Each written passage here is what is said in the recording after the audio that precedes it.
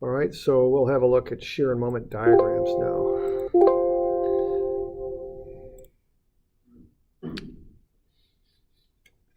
So let's have a look.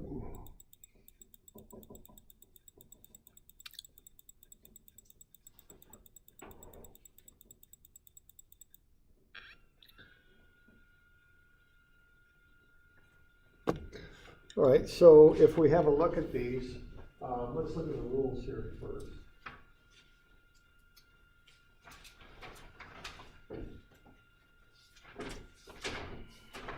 $790 is where we're at.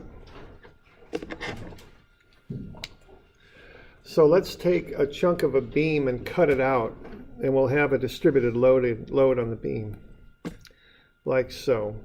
So we're going to have a piece that we've cut out of the beam, and what we have then is on the left, we've got a moment reaction and a shear. Now that's on the left side, so the moment curls the beam up, and the shear acts up on the left side. That's positive. And then we'll have a little dx length, and we'll cut a piece out of a uniform distribution there, a uniform load. And so we'll have a slightly different moment and a slightly different shear on the other side, m plus dm and v plus dv. And then we're going to have x1, v1, and m1 on the left, and x2, v2, and m2 on the right. Okay. And let's just analyze this thing. So let's do a sum of Fy and set that equal to 0.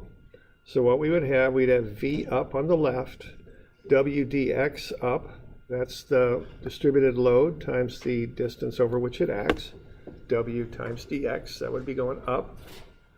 And then we'll have minus the V plus dV, that'll be down. Okay, so what's going to happen then are those V's are going to cancel, one up, one down, and we're going to end up with W dx minus dV is 0, so dV is W dx. Okay, so the change in shear is W, the distributed load, times dx. Now we can do two things with this statement here. We can just solve for W. So the distributed load then is dV dx, the change in shear with respect to the distance x. Or we can integrate both sides to add them up over that dx interval. Okay, the integral of dV is v2 minus v1, and the integral of w dx, we can't do much with it, but that's the area under that loading diagram. Okay. So that's what we can do with this stuff mathematically. So what we can do then is translate those statements, or excuse me, those mathematical expressions into statements. And the first one says the value of the distributed load at a point, which is W, is equal to the slope of the shear diagram at that point, dV dx. Okay. This statement here tells us that the change in shear between 2 points, V2 minus V1, is equal to the area under the loading diagram between the 2 points, which is W, the integral of W dx. Okay. And now the last little, so those are two rules we can use for drawing up diagrams. The last rule we've got is a concentrated load at a point causes a vertical line on the shear diagram of equal value at the point with the same sign. Now what that tells us basically is if we apply a downward load, the shear will react in the other direction, the internal shear. But being a shear is positive down on that side, that's actually a positive reactive shear. So if we apply a downward force, we get, I'm sorry, that's a negative reactive shear. We get a negative reactive shear of the same amount in the beam. So those are our three basic rules for getting from load diagrams to shear diagrams.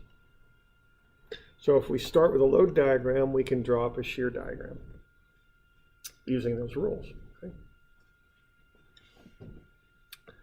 Now we've got a similar set of rules from getting from shear diagram to moment diagram. Okay, because we've got a similar set of relationships. we've got M. So if we take this chunk of beam and we write up an equation for equilibrium for it, for moment equilibrium, what we'll get is, starting at the left, we've got the moment. That's clockwise, so that's negative in the moment equation. So sum of M is 0. And that would be negative M clockwise. And what I'm doing there, I'm taking moments about this point right here on the right side of the beam. So I'm going to have negative M minus V dx. It's V right here, got a moment arm of dx, minus W dx times its moment arm. That's in the middle of that distributed load, so that moment arm is dx over 2. And then plus M plus dm for the moment on the right. Okay. We got a minus M and a plus M. They're going to cancel. And so that's going to get us down to 0 is dm minus V dx minus W dx squared over 2. Now, if dx is what we're using, that's one of those little calculus intervals. If that's really, really small, if we square it, what we get is something that's really, really, really, really small. So small compared with the other stuff that that'll go to 0 too, essentially. It's not that big because we're taking dx squared, and that's getting really, really small. So we can zero that out, and then we can equate dm to V dx. And we can do two things with that. We can solve for V, it's dm dx, or we can take it over here and say the integral of dm, adding up dm over an interval, is the integral of V dx. So what we'll get out of that is m2 minus m1, which is the sum of the moments across that interval, is the integral of V dx. Okay. So what this is going to boil down to is, if we take that statement and translate it to English, V, be the value of shear at a point, is equal to dm over dx, the slope of the moment diagram.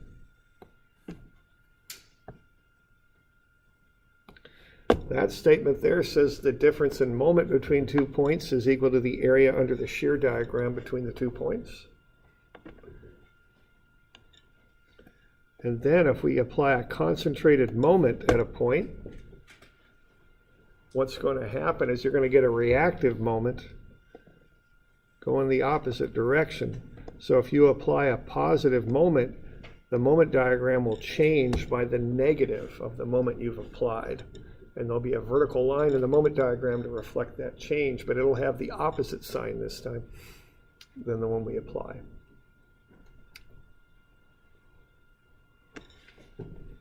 Okay. Now these rules probably make more sense when we apply them, but that's kind of where we start with them. Okay, those are the rules. Now let's draw up some shear and moment diagrams. And I've got these drawn up for you. And then I'll just explain to you how they work. So I'm on page 800, and then we'll go on to 810. Okay. So let's take a simply supported beam with a downward load of 9 kips, which is 9,000 pounds. A K is just a kip, is the term for that. That's a term that structural engineers use. It's equal to 1,000 pounds. Okay. So I did the reactions here for you. So if you've got 9 kips pushing down, we got a 12-foot span. We're 8 feet over from the left. That'll get us reactions of 3 kips and 6 kips on either side. All right, so what that shear diagram is going to do then, these diagrams always start at 0. Then we've got a load, a concentrated load of 3 kips.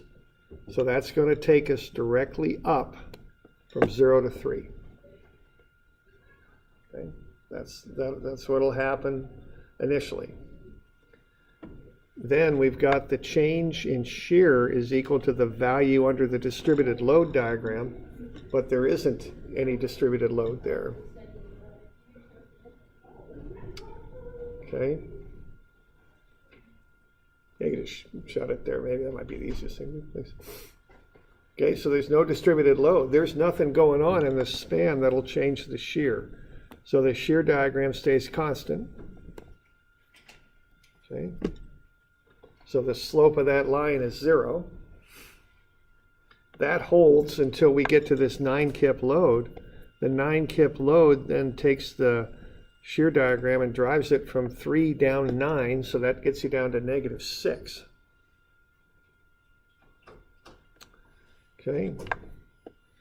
Then we got nothing going on in that diagram, so the slope of the shear diagram is 0. And then we got a 6 kip reaction that takes us back up to 0 there. Okay.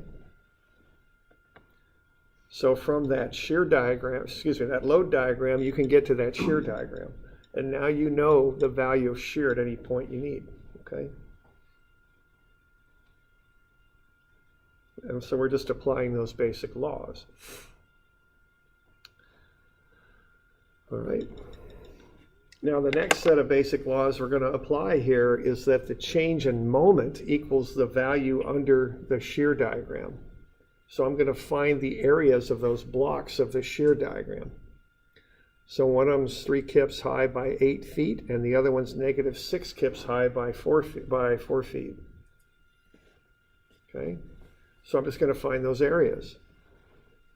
3 by 8 gets me 24. And -6 by 4 gets me -24.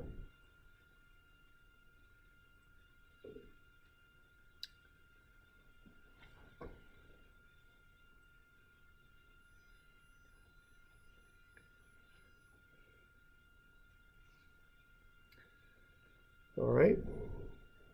So there we go. So we get the areas under the shear diagram. What those are the changes of the moment diagram. So the moment diagram starts at 0. It goes up by the area under the shear diagram to 24. And then from there it drops.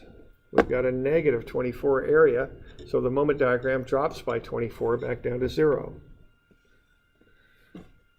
We also have the slope of the moment diagram is the value of the shear diagram. So the slope on the rising limb here of the moment diagram is 3. And then the slope on the falling limb is -6. So that gets us up and then brings us back down.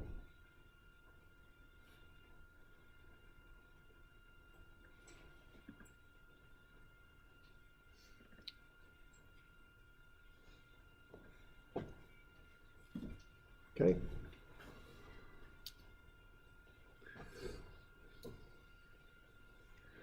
So we good with that? So what we got there is a diagram that shows what the shear and moment are doing over the span of the beam. Okay.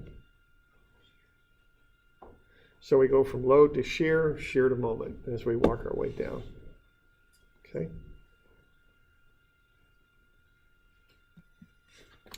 Okay, how about for a distributed load? Now for a distributed load, what's going on there is I've got an area on the loading diagram. So I'm going to want to find that area right away. Now that looks like a positive area because the area is up above the beam, but those arrows point down. That's actually a negative area. So it's -3 kips per foot over a 12-foot span. So that's -36 kips. Okay. So what's going to happen then is that shear diagram is going to go from 0 up to 18 immediately on account of the reaction. Then when it's there, it's going to decrease by an amount equal to the area under the load diagram. Okay? So the shear diagram changes by an amount equal to the area under the load diagram. And that's -36. So we're at 18, we drop by 36.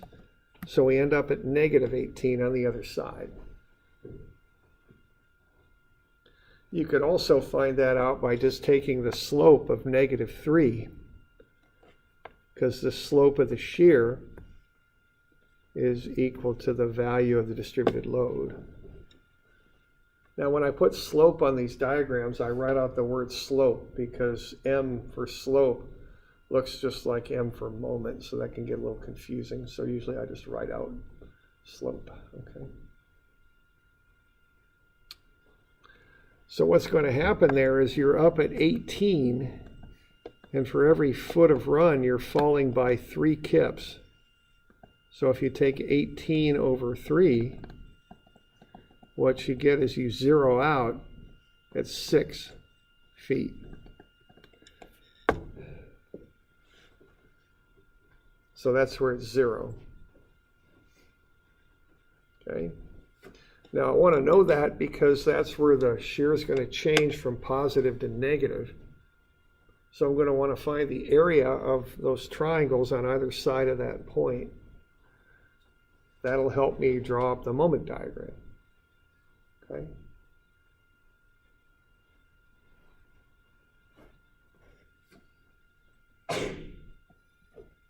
So I'll find the area then.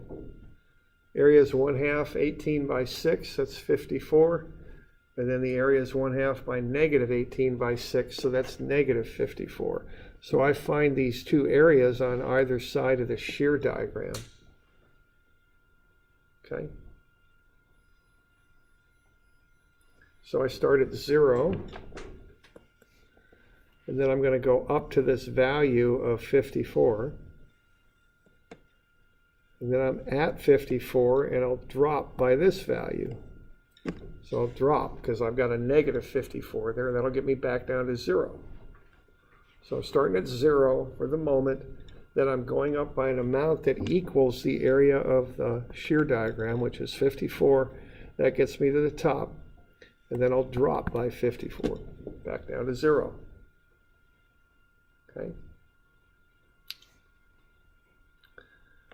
Now I'll look at those slopes, and I'll figure out from that the shape of the diagram. The initial slope is 18. That equals the value of the shear there. Slope in the middle is 0. That's the value of the shear.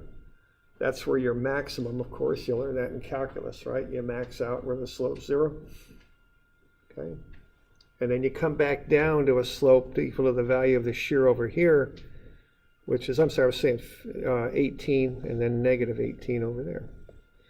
So that slope starts up, flattens out, and then comes down.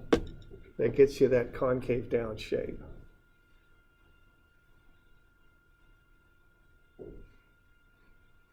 Okay. So positive slope, 0 slope, negative slope. The net effect of that is concave down. Okay. That's a negative moment. No, it's positive moment all the way through. But the slope, you know, just the way the moment changes is reflected by the shape of that diagram. But you notice all of that diagram's above the x-axis, so it's all positive moment. Because positive moment makes the beam smile, right? And that beam's going to sag down like that, so it's all smiling. Okay. Does this correlate in any way to the, like what we were talking about originally with the top half of the beam being in compression and the bottom half being in tension, with the middle part being? Essentially, yeah. I mean, this thing's kind of sagging down, so it's in a shape like that. So this bottom here is in tension. That's what happens with positive moment. The top's in compression, I guess. So that's pretty clear. With the middle one, I guess the shear? The shear. Does that 0 value in the middle give us any, is that where the beam would be like perfectly split? Tension and compression in the middle or something? Not really. There's no real super significance to that point, other than that it's the point of maximum moment. Which, you know, the maxes are really what you're going to pull off this. If you're just doing regular old beam design, you're going to design the moment for that and the shear for that. It's much easier to work with this than it is with the equations. You just pull off the maximum values and design for it. And you know that having this diagram can be pretty handy. I mean, if you look at like a flatbed truck, which is like a long beam, you know, they often design these things for moment, and you don't have much moment at the ends. So what do you do with those flatbeds? They are checked with Yeah. the bottom one. Kind of like that. Put your wheel wells there. You can get away with it because you don't have as much moment on the ends near the supports. Yeah, a lot of times when you see like an unloaded flatbed truck. Oh, it'll you can camber see it it's up, yeah. arched up. Yeah, yeah. It's kind of like a pre-stressed beam, cambering it up. Yeah. Okay. All right.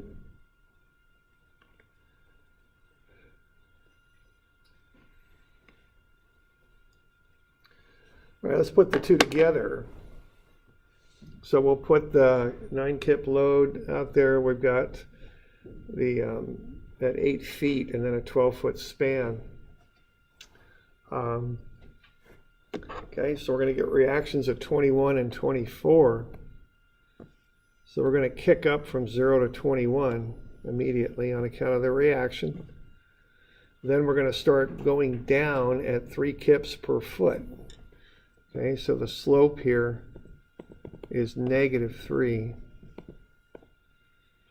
So if you got 21 kips over 3 kips per foot, you're going to zero out at 7 feet.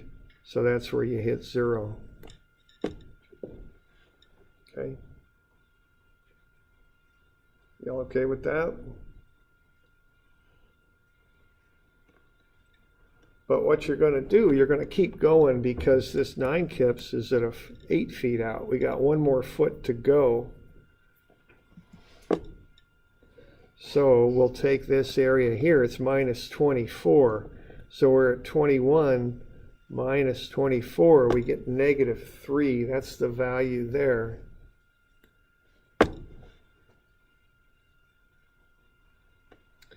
And that's where that 9 kips enters in.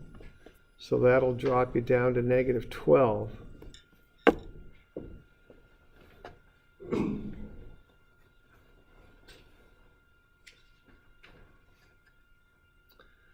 Okay. Then I'll get the area on the other side. -3 times 4 is -12. So we're at -12, and we drop by 12. Then we get down to -24.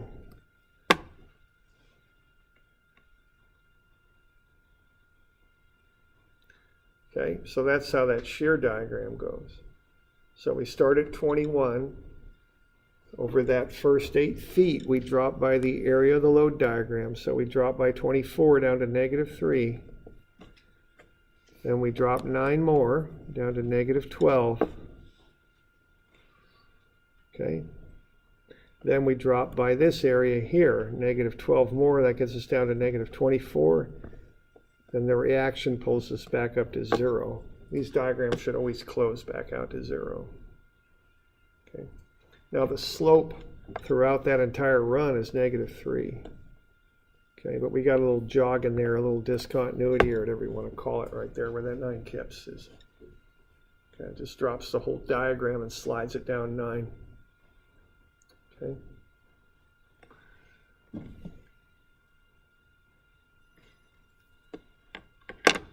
And then you can find the areas of those triangles. 73.5 for the first area. That little triangle to the right there is -1.5. And then you got a trapezoid there. Now there's a number of ways to calculate the area of a trapezoid. What I did there, I just take the trapezoid and turn it into a rectangle. I take a little piece of triangle right there, cut it off, flip it over, and put it in there. So then I end up with a rectangle, and then I just find the area of the rectangle right there, okay? So the height of that rectangle is the average height of the trapezoid, h1 plus h2 over 2. So that's what I'm doing right there. Taking the average height of that trapezoid there on the far right, 12 and 24 over 2. That gets me 18. That's below the x-axis, so that's -18 by 4. And I've got negative 24 there, which is wrong. That's negative 72, I think is what that ought to be, if I'm not too badly mistaken. There we go.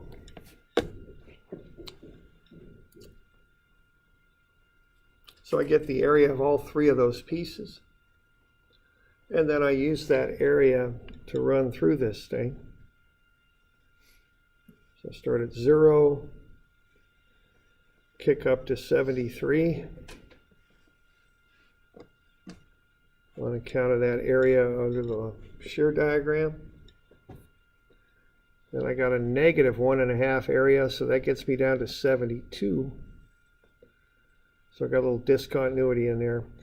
And then I jump down here to 0 because I'm at 72. I got this area is negative 72.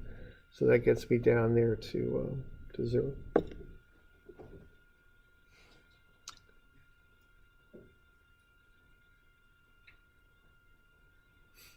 Doing all right with that?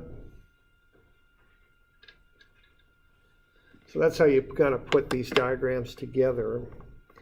And if you just get used to these rules, you know, you can knock these out pretty quick, a lot quicker than what you can do with equations, that's for sure. Okay, we're doing all right. Couple more, just for fun. What's that?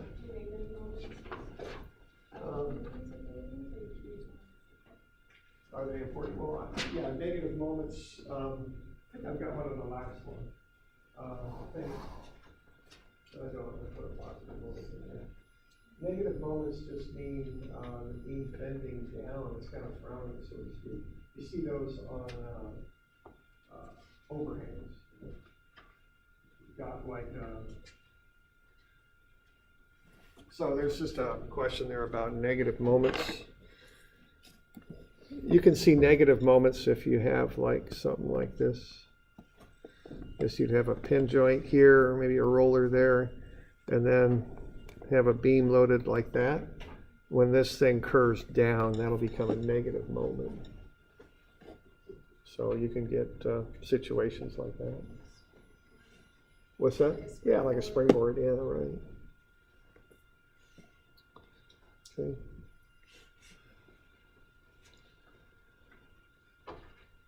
All right.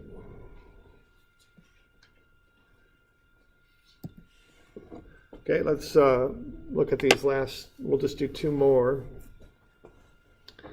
Okay, the area under that diagram is a negative 3 times 12, it's negative 36. But the couple there will throw these reactions off a little bit. So the left reaction will be 24, the right reaction will be negative 12 then.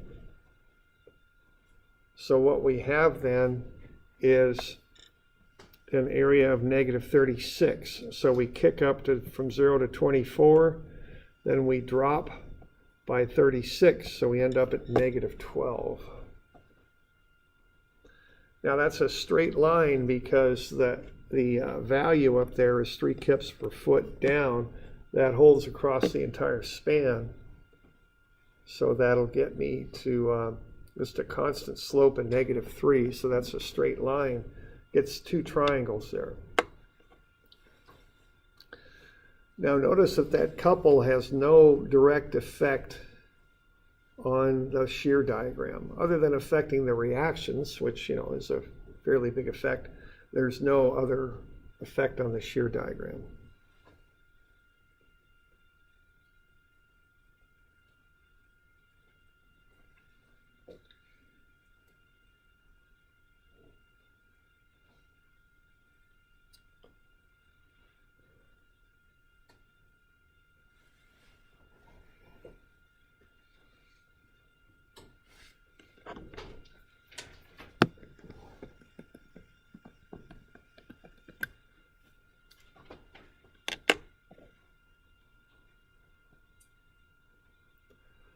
All right, now let's so that's how we get to the shear diagram. Now let's walk it down to the moment diagram.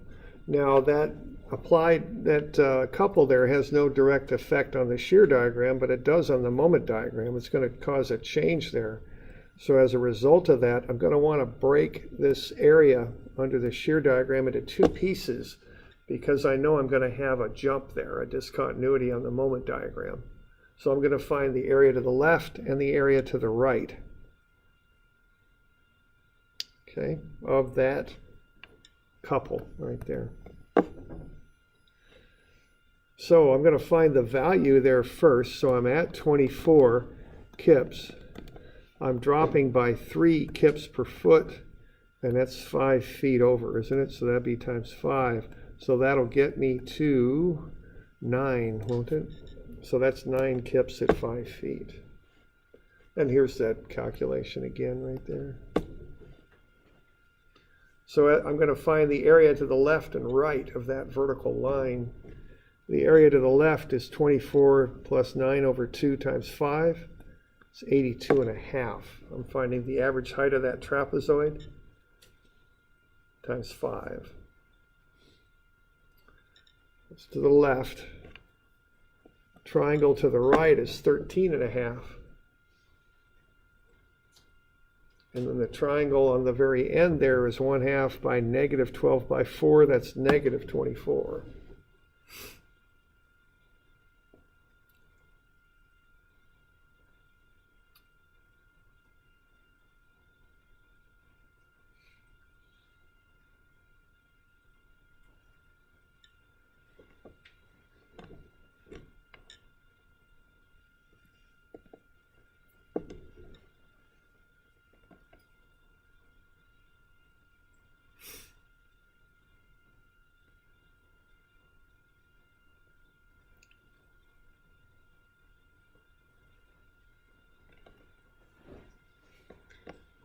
All right.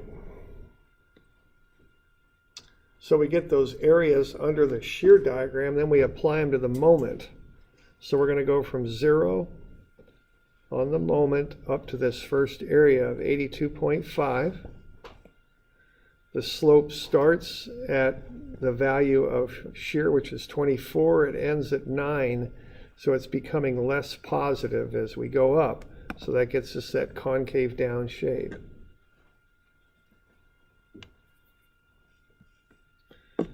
But then we hit that 72 kip foot couple. Now that thing's counterclockwise, which is positive. You got to remember to turn them around when you do the moment diagrams. It's actually going to go down. You change the sign on the couples. So it's a positive couple, but you go down on the moment diagram because you're looking at the reaction to that. So from 82.5, you drop by 72 and you get to 10.5. Right there.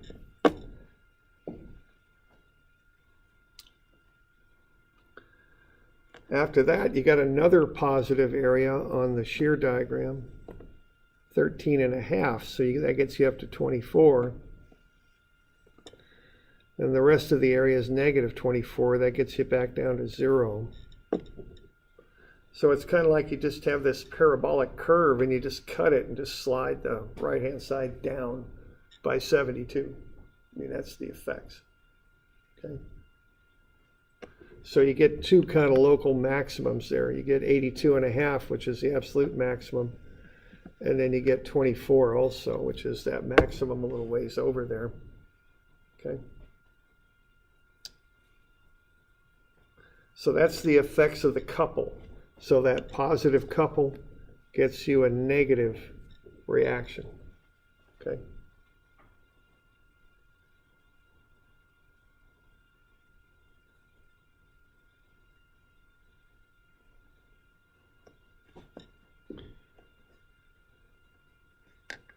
Doing all right with that?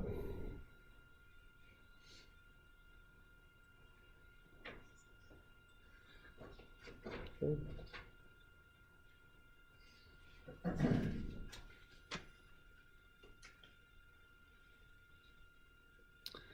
Okay, last one here. We got a cantilever. I've got the reactions over there at the wall.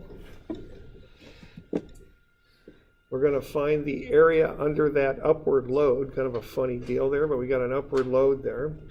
That area then would be positive 48. And then we got no load for the next 6 feet. Then we got a downward reaction of 48. So we're going to start at 0, and we're going to go up from there to 48. The slope here would be 8 kips per foot.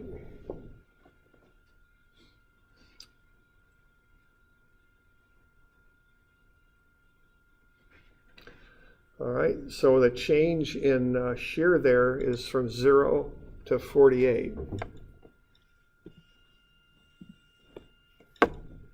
Now there's a constant slope on that line equal to the value of the distributed load. So that's 8 kips per foot. Okay. After that, you got nothing going on. So there's no load for the next 6 feet. So the slope of the shear diagram is 0. That holds until you get here to 48, so that drives you down to 0. So you end up with a shear diagram like I'm showing you there.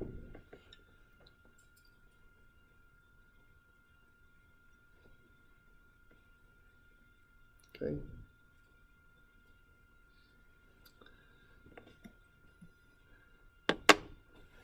Now the next thing to do is to find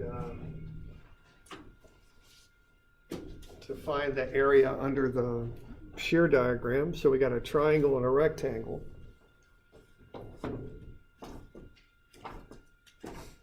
So we'll go ahead and do that.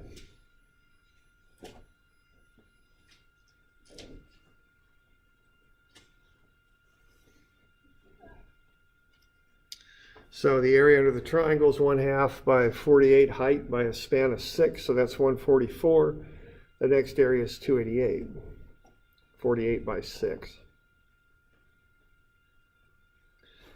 So we start at a moment of 0 on that end of the beam.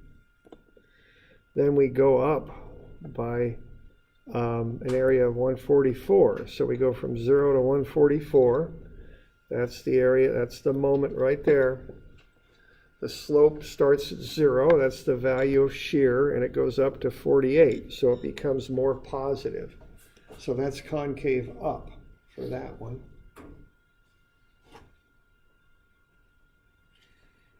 From there, the slope will stay constant, working the way up there. So we're going to go from 144 and go up at a straight slope of 48. That equals the value of shear over 6 feet. So that area is 288. So 144 and 288 gets you 432. And then you've got a positive moment. So that gets you a negative response on the moment diagram where it drops down to 0.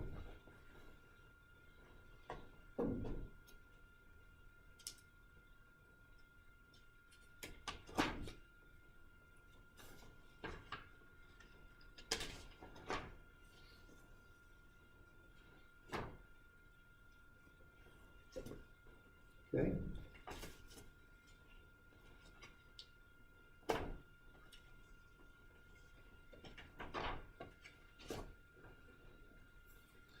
Any questions on that? Why don't I get you some of these to do?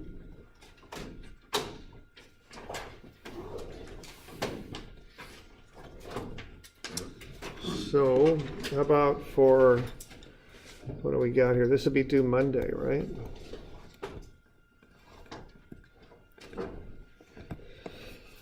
And that'll be the 12th, I think. So what we've got there is we've got 341 and 342. And I might need to make one up here. Real quick. About, actually, let me just do it this way.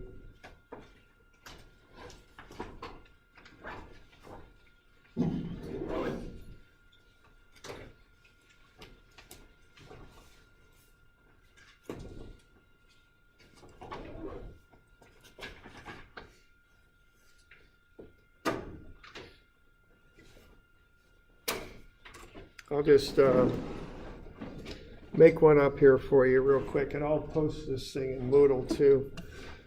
So how about this? 2 kilonewtons per meter here. And that'll be over a 2 meter span. And then we'll put a 12 kilonewton load. And then, of course, just for fun, we'll throw in here a couple of 20 kilonewton meters. And then we'll have another support. So we'll have a beam like that, and I'll have to put in some dimensions on this thing. So 2 meters are all the dimensions. So 2 meters, 2 meters, and 2 meters. Okay? So how about doing that? That makes things easier. What's that? So that makes things a lot easier. Yes, it does. All right. So we got 2 meter dimension to there, 2 meter dimension to there, 2 meter dimension to there, and then 2 meters over. We'll give these names. We'll call them A, B, C, D, and E. So draw shear and moment diagrams, okay? And I'll post this thing to Moodle too. All right, and those are all due on Monday. So what was it, 341 and 2 also? I'm trying to remember. Yeah. Yeah, 341 and 2. Okay, there we go. All right.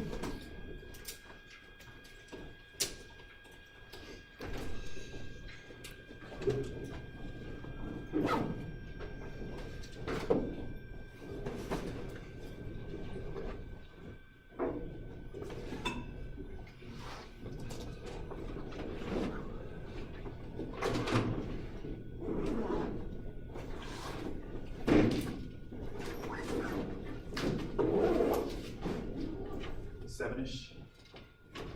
Yeah, I was just gonna try to find a spot up there. Let's see here. Do that.